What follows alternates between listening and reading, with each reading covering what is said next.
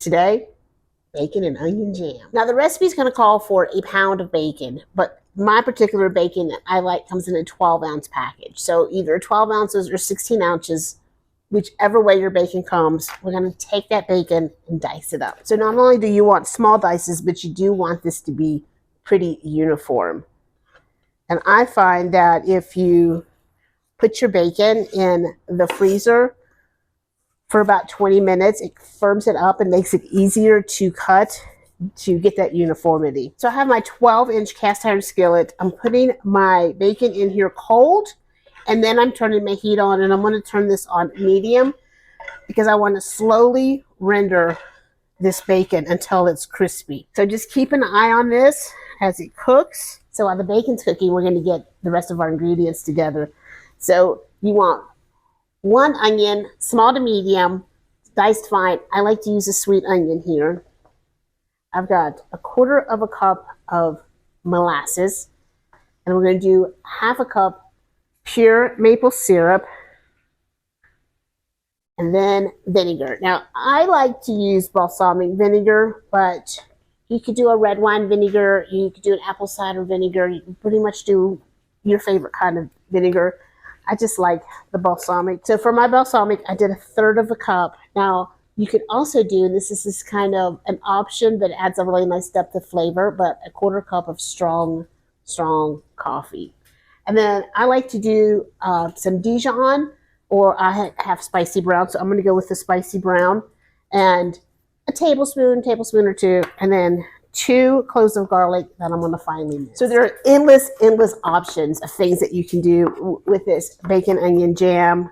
You can put it on your charcuterie board, put it on your pizza, on your burger, on your grilled cheese sandwich. You can add it to your biscuit or toast for breakfast in the morning. Put it in your scrambled eggs. There's a lot of things that you can do with this bacon jam. For me today, I'm going to put it on some deviled eggs. So you can see our bacon is almost done. Now you can just scoop this out and drain it on a paper towel, but I have kind of more bacon fat here than I need. I only want to save 2 tablespoons of my bacon fat. So I'm just going to strain this bacon. I'm going to turn my oven down, or my stove down, to medium. And then I'm just going to strain this. So now I'm just going to add 2 tablespoons back to my skillet, maybe a little more. And then we're going to add those onions, and on a medium low, we're going to let these onions cook for about 15 minutes. We want them to start to caramelize. Not too many things better than bacon and onions cooking together. The smell is so amazing. So keep an eye on them in this 15 minutes. And just keep moving around and stirring them. And just making sure they don't burn. You just want them to slowly caramelize. All right, so it's actually been about 20 minutes. And the onions are just perfect, super soft. Got that little bit of caramel color on them. And I'm going to add those 2 cloves of garlic to this. And give that just 1 minute. And then we're going to put that bacon back in there, along with our molasses, the balsamic, and a 1/2 cup maple syrup.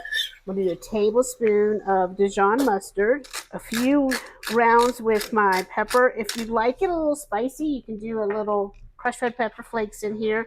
And now I'm just going to leave this on medium-low heat and let this cook. It's going to take from 20 to 40 minutes until all of that liquid is gone and you're left with this nice, thick, jammy consistency. So we're all done. Just look how thick and gorgeous that is. Isn't it beautiful? So good. I wish you could smell it. Now, again, I said all the great things that you can use this for. You can freeze it. You can can it. Pop it in the refrigerator. It's going to last in your refrigerator for at least a month. And whatever kind of fun things you think of to do with your bacon jam, let me know. Thanks for being here, y'all. I'll see you later. Bye.